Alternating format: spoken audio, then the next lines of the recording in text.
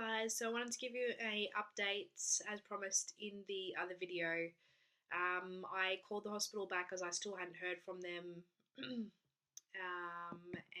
they answered straight away, which is good. I have been advised that there is still no date. They still don't have my plan in place for my case. I have been told, however, though it's going to be the end of April is the estimate. So at least we've narrowed it down to a time period, I guess you'd say. They have been giving a week's notice at the moment for surgeries, which is a little bit daunting.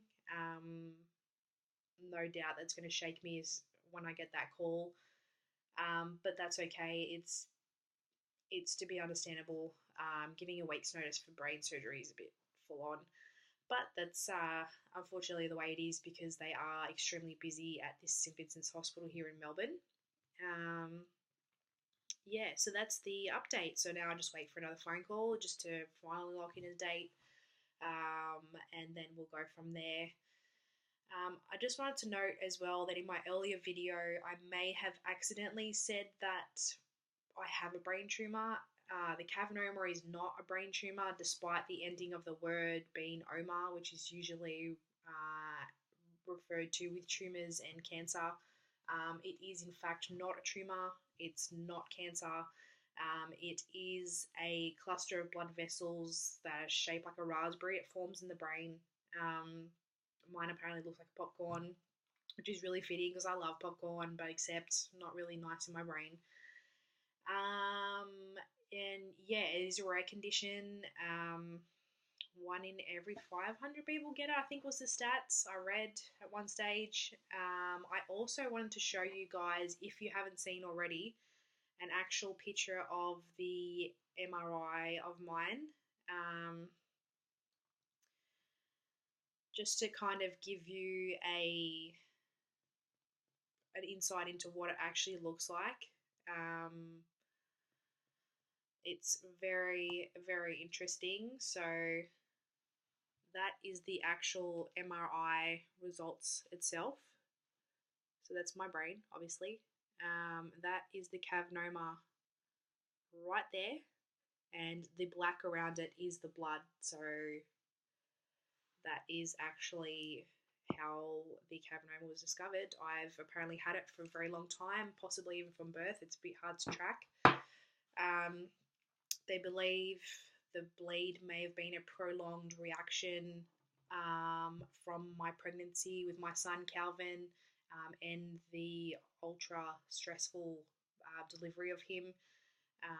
In case some of you don't know, I actually had a full uterine rupture, which means basically my uterus that Calvin was inside when I was pregnant split open.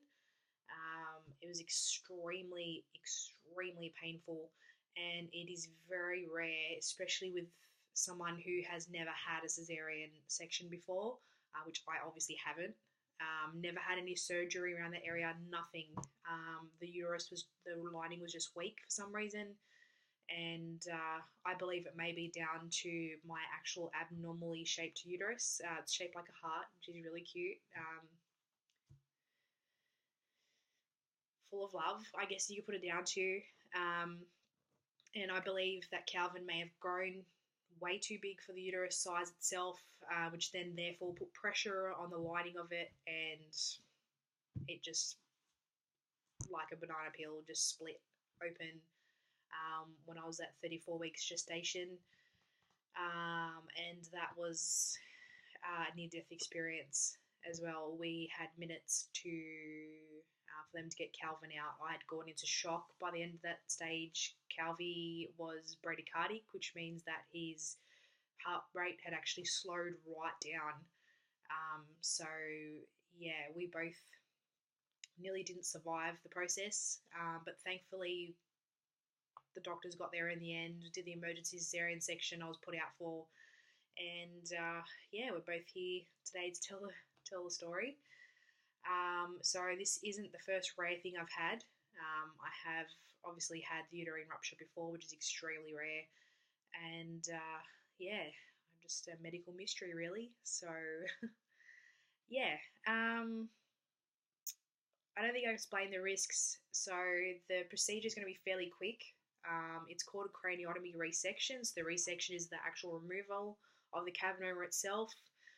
The craniotomy is obviously the surgical procedure that they call when they literally crack the part of the skull open to remove the cavernoma. Um, and yeah, sorry, the obvious risk is what everyone gets told with being put under general. There's risk with general on its own, which are very minimal. Um, in regards to the seizures stopping, that's 50-50. They don't know until the procedure's done. And there is a very minimal risk of temporary paralysis to the right side of my body, which with 12 months of rehab, that will be recovered completely, hopefully. So that's only a very minimal risk. In regards to everything else, it's in a what they call a non-eloquent part of my brain, which basically means it's a non-important part of the brain. I mean, all parts of the brain are important, but it's not like a part of the brain that fixed memory or anything like that. So we should be good in that regard. Um, yeah, so now it's just a waiting game again for the phone call to confirm the date in. I will just try and keep myself distracted again until then. But at least we have a bit of a ballpark idea now of when it's going to happen. So we know end of April, provided again that there is no emergency procedures that have to be made priority over mine. Okay, I'm blabbing again. I do apologise. And yeah, this is the update, and I will keep you guys in the loop as I go along. Thank you.